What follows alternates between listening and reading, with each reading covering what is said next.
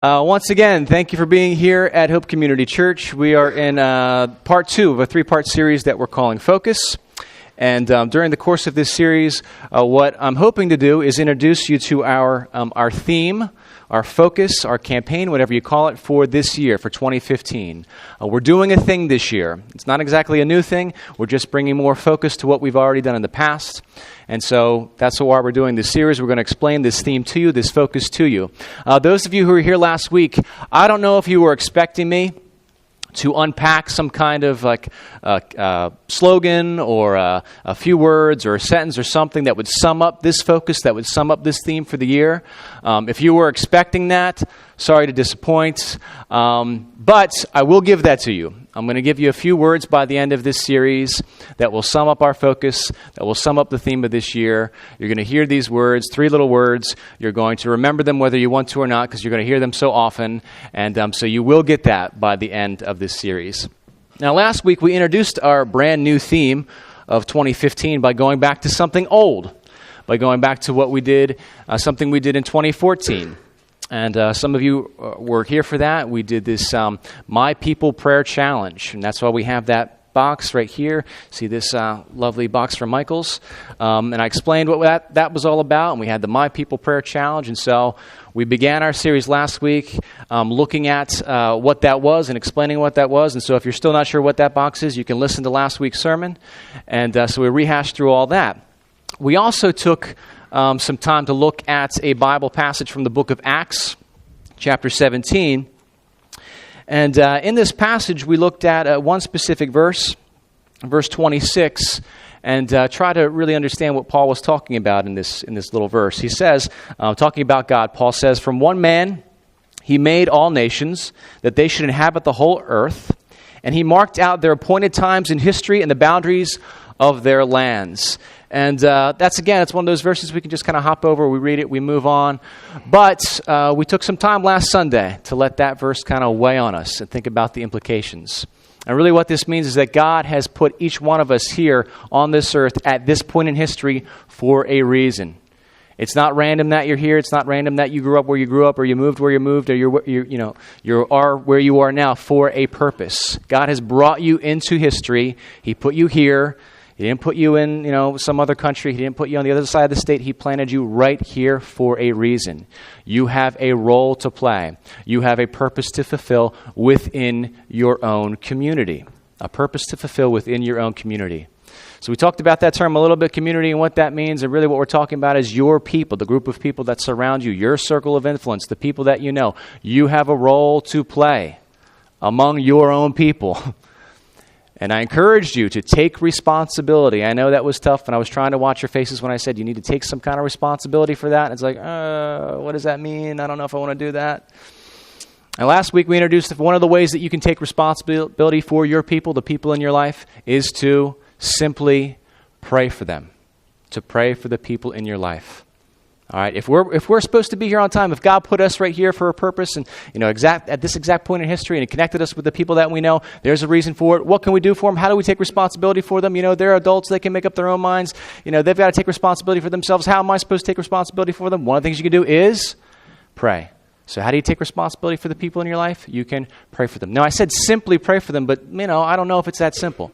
It does take discipline. It does take intentionality to sit down and pray for your people. Pray for the people in your life, specifically the people who need Jesus. And so today I want to go over one more thing that you can do to take responsibility for the people in your life. One more thing that you can do. You can pray for them. Here's something else you can do. You can invest in them. You can invest in them. Pray for them, invest in them. Pray for them, invest in them. Can you say that with me? Pray for them, invest in them. Okay, now when we use that term invest, what do you think of? You think of money? Probably. That's a term often associated with finance. We make financial investments. You invest in a company, you hope to get some kind of return back. You hope to see that company grow, and you make some money from it. You have a personal benefit. I'm not talking about that kind of investing. We're talking about investing your time. Investing your time. Okay? So you can pray for these people, invest your time. That means doing the thing of setting up times to meet, going over, having lunch, spending time together, whatever that looks like for you, watching a movie, going to the game, going out to dinner. I don't know what it is, but spending time with the people in your life. Now, some of you may be thinking, well, that's not hard. They're in my life. I see them all. I'm spending time with them anyway. Perfect. Perfect. But I want to use the rest of our time this morning to explain what should be happening in that time that you're spending with these people. You know, if you're at a place where you're like, okay, I'm not sure, like I feel like really taking responsibility for other people, but I believe that God's put me here for a reason, so I'm going to try to do it. So I'm going to pray for my people, and I'm going to do my best to spend time with people. If you're ready to accept that, great, fantastic. Let's be careful of what we're doing while we're spending time with those people. And there are two kind of traps that we fall into, those of us who are Christians, when we're spending time with other people. Two kind of mistakes, if I could use that word, mistakes that we can make. And the one thing that we Christians do is sometimes we feel this incredible burden to make a case, to develop an argument, to give an explanation to people for the things that we believe. You know, and that's fair.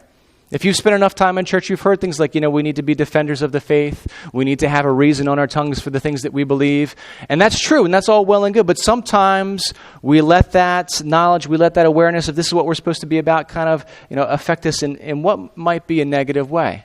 And we focus too much on presenting a case and making an argument. And maybe it comes across as artificial, maybe it comes across as kind of flimsy, and maybe it comes across as kind of, in some cases, glib or uncaring, non-compassionate, okay? Now, I don't know if that's your problem, but that's one mistake that Christians can make. Like, I'm going to spend time with this person, and it's my mission to convert.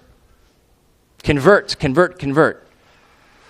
So I'm going to tell you, if you're afraid that's where I'm going with this, like you got to pray for people, you got to spend time with them, and when you spend time with them, you got to convert them.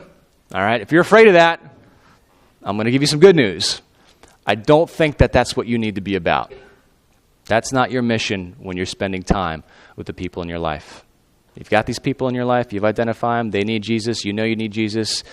Don't put that pressure on yourself of trying to make the case and convert them, okay? There's something that I say often, and it's like, Josh, what do you mean when you say that? I'm not even exactly sure what I mean when I say this, but let God do the heavy lifting. Let God do the heavy lifting, okay? So don't feel that burden. Don't put that pressure on yourself. When you're spending the time, you're investing time in other people. Don't worry about making a case. Don't worry about trying to convert. But here's what you should be doing, all right? When you're with other people, you're investing that time, here's what you need to do. You need to be salt and light. Everybody understand that? Let's close in prayer, right? Oh, no, you don't get that? Okay, yeah, me neither. What's that mean? Salt and light. We need to be salt and light. When we're going to be in the presence of other people, when we're going to make that commitment, I'm going to invest my time. And time is precious. I mean, you know this. The older we get, we realize, wow, time is just boom, boom, boom. It's Christmas. I mean, it just keeps rolling by. It just keeps going faster and faster and faster. Time is precious. So if I'm going to take the time to invest in somebody else, what should I be doing? We should be salt and we should be light. That's what we should do. Those are words that Jesus spoke. Let's take a look and see if we can figure out what he was talking about, okay? You heard this Bible passage. Tom read it for us this morning, Matthew 5, verses 13 through 16. It's in your bulletin if you want to take a look. And these were the words of Jesus. He spoke these words. This was part of a longer message, a longer sermon, a longer preaching time, a longer teaching time that we refer to as the Sermon on the Mountain. You can read that in Matthew chapter 5, 6, and 7. But there's something he says here. And this is one of these things that modern-day Christians or modern-day Bible readers, we can go to the Bible and we can read these words and we can kind of nod along and like, okay, I think I maybe understand that or not quite. What are you talking about, Jesus? But he says to the people, he says to his followers, you are the salt of the earth. You are the salt of the earth. Now, what do you think about when you hear that word salt? What is salt? Salt's something you put on your food, right, to make it tasty or, whatever. Salt's something that's bad for your heart. It's bad for your heart. It's not good for your heart, right? It's bad for you. Salt. It makes your food tasty, but there are health consequences. That's what we think of. When I think of salt, I think of the Morton Salt Girl. You know the Morton Salt Girl? The yellow raincoat and the umbrella, right? Does anybody know what I'm talking about? I had a friend when we were kids for Halloween. She was the Morton Salt Girl. She had to explain it at every house. And she just posed like this. Morton Salt, right? Oh, okay. Morton Salt. Okay, take a look. If you don't know what I'm talking about, take a look in your cupboard. You've got the Morton Salt Girl. She's right there. Anyway, that's what I think of when we talk about salt. But when Jesus was speaking about salt, the people knew exactly what he was talking about. Exactly what he was talking about. He was using a reference that they knew about, and he was speaking into a certain group of people at a certain point in time, and they used salt primarily as a preservative. We still use it as a preservative, yes, but we primarily think of it as like, flavoring our food. They primarily used it as a preservative. And so back in they didn't have refrigerators. They had meat. They didn't want it to spoil. They'd cover it and they'd coat it with salt.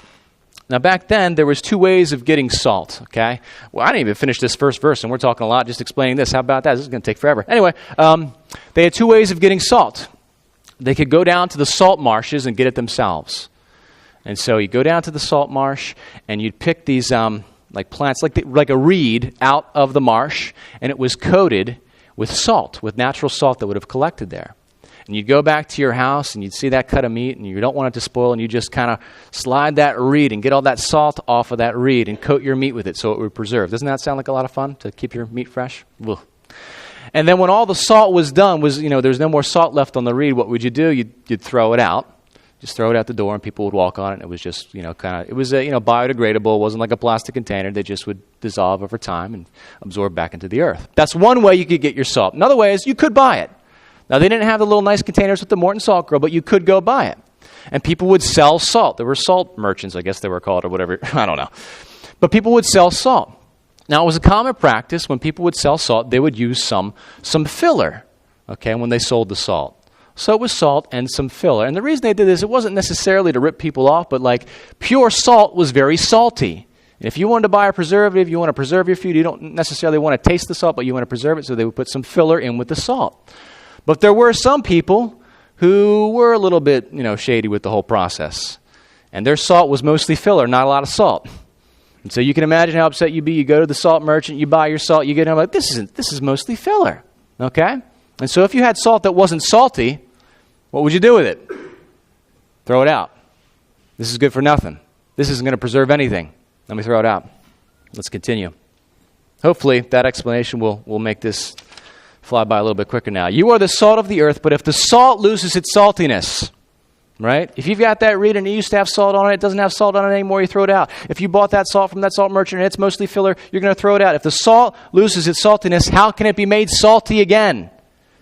It is no longer good for anything except to be thrown out and trampled underfoot.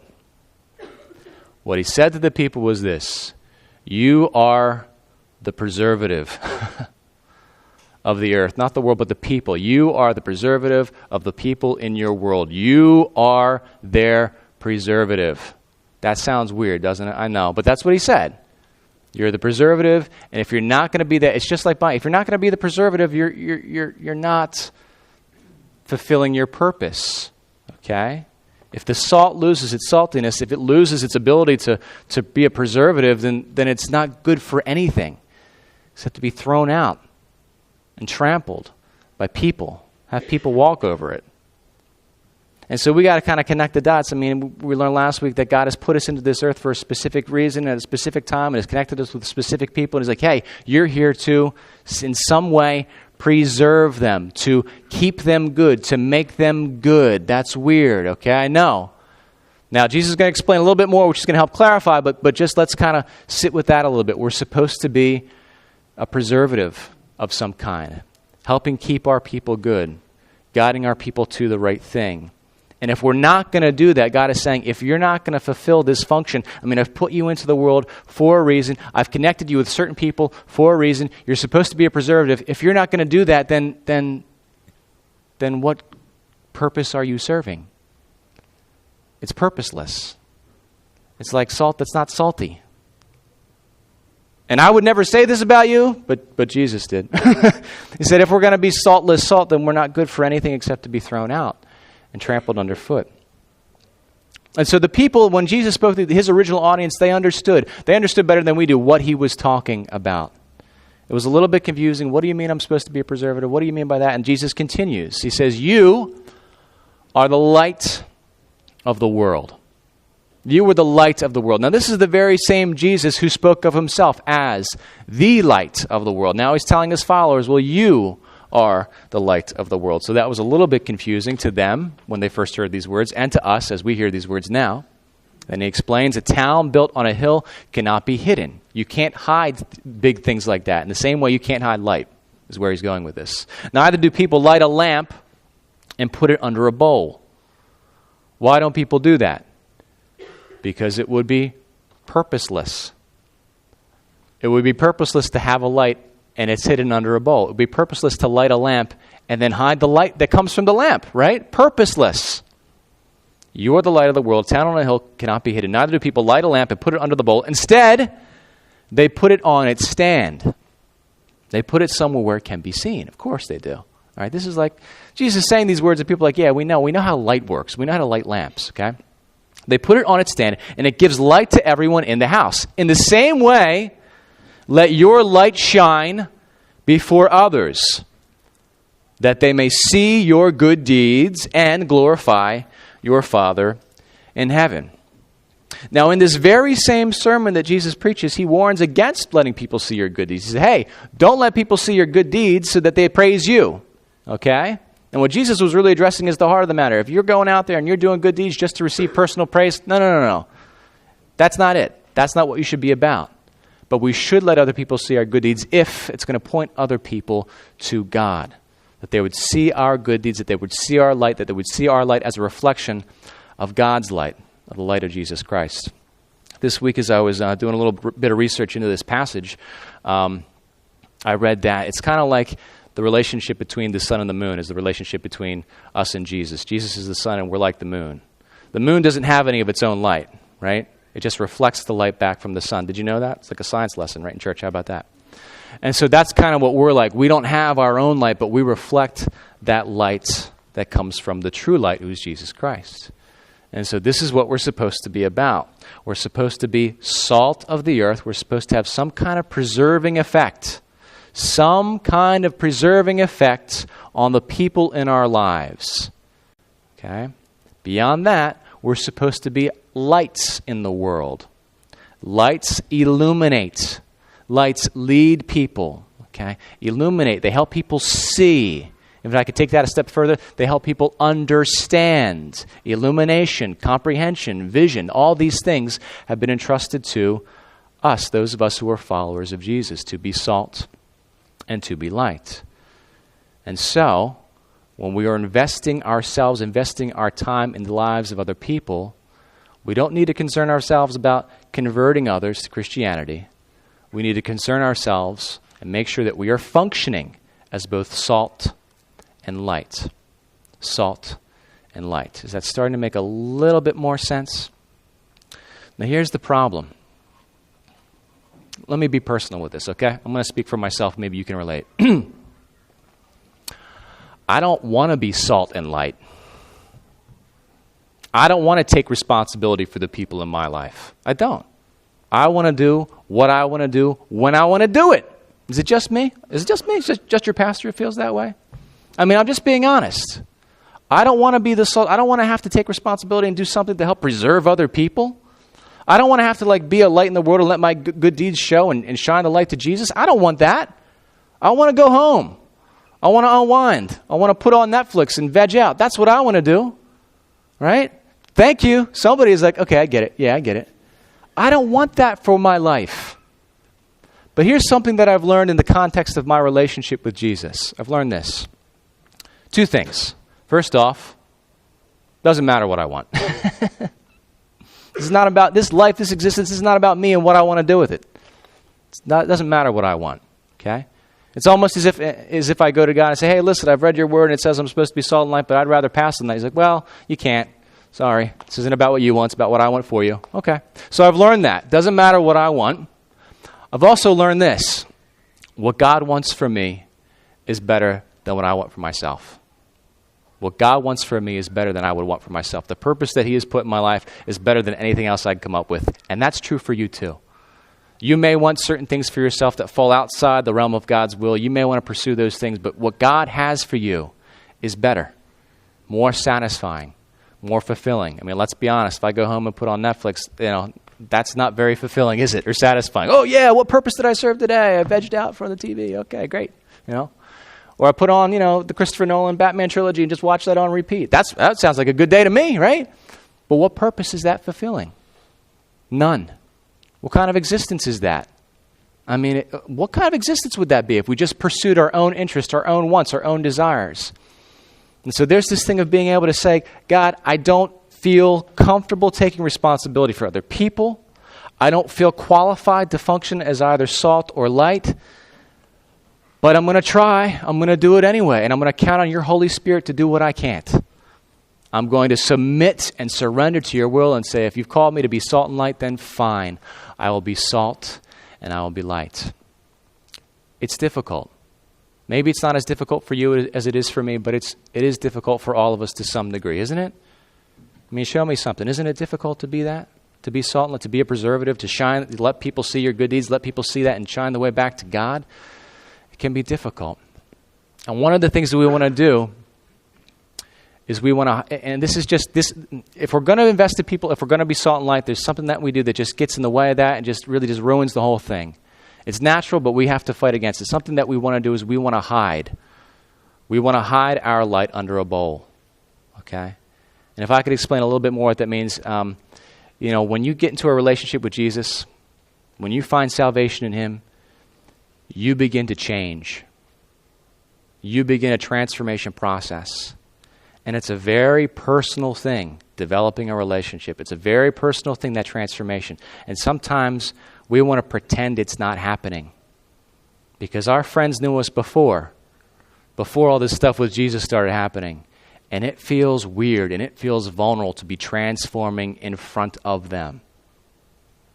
Anybody tracking with me here? I mean, let's be specific. I mean, some of you in this room 2.5, 3 years ago had no relationship with Jesus to speak of, had no connection to church, and now here you are 2.5 years later, knowing Jesus, learning what it means to trust Him, following Him, going to church every Sunday, volunteering your time, serving Him. That's different. That's a change. Something is happening to you. You're changing. What do you do with that? I mean, some people say, okay, I'm changing, but I need to keep this part of me hidden. I need to pretend like I'm not changing because I need to go hang out with my friends, and I don't know how they're going to receive the new me, the transforming me. And I'm sorry, but the truth is, it's not like we get to go hide away. Oh, wait, I'm meeting Jesus, I'm changing, I'm going to go, hide in a cocoon and then come out a beautiful butterfly. That doesn't happen because the transformation doesn't end. And I know it's tough to let people see you transforming. I mean, some of you, maybe you had some kind of church thing in your life in your past, but all of a sudden you're taking your faith more seriously. And you've made a greater commitment to following Jesus and to serving your neighbors. And you're doing crazy things like thinking about going to Kenya on mission trips, or maybe you've even gone. Hey, that's big. You're changing. Don't pretend like that change isn't happening. Okay, if you pretend that change isn't happening, you're not salt. You're not light. You're like saltless salt. That's good to be thrown out. You're like light that's hidden under a bowl. Don't pretend the change isn't happening. It feels vulnerable. It does. It feels weird because that relationship with Jesus, it is a personal thing. But it's not meant to be a private thing. It's a personal relationship, but it's not meant to be private. It is meant to be shared. And so, just some let's get practical here. What does all this mean? If you're going to invest in other people, if you're going to invest your time in the lives of others, yes, be salt and be light. How do you do that? Just be real. Be real. Let people see what's going on in your heart. Don't pretend nothing has changed. Let people see your priorities are now different. Let people hear your language is now different. You're not a finished product, okay? Don't pretend you are one. Don't pretend you have it all figured out. Let people see what's going on in your life. Let people see how you are changing. That is so much more powerful than trying to break out the Bible and explain all the verses and make your case for faith and make an argument and win a debate. That doesn't work. I mean, it really doesn't. Sometimes, we Christians think we got to have all of our, ducks in a row. We have to have a case. We have to have the verses memorized. And until we do, then we're not really. No, it's not like that. Just let people see what you are experiencing.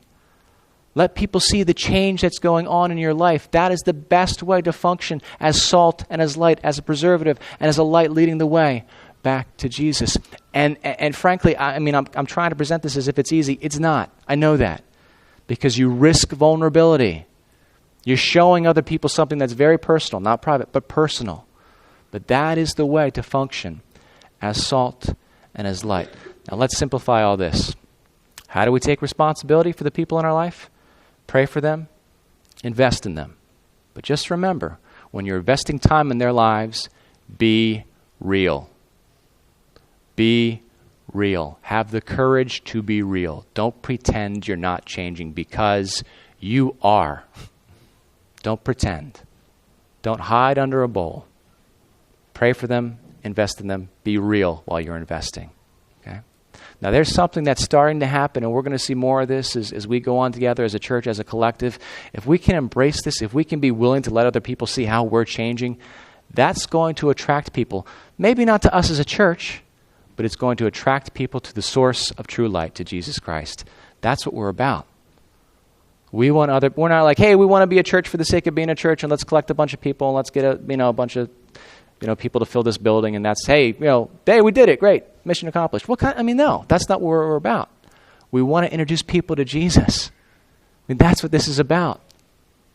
So pray for them, invest time with them, be real with them, let them see a relationship with Jesus. And I'm saying, I just see this happening in our community.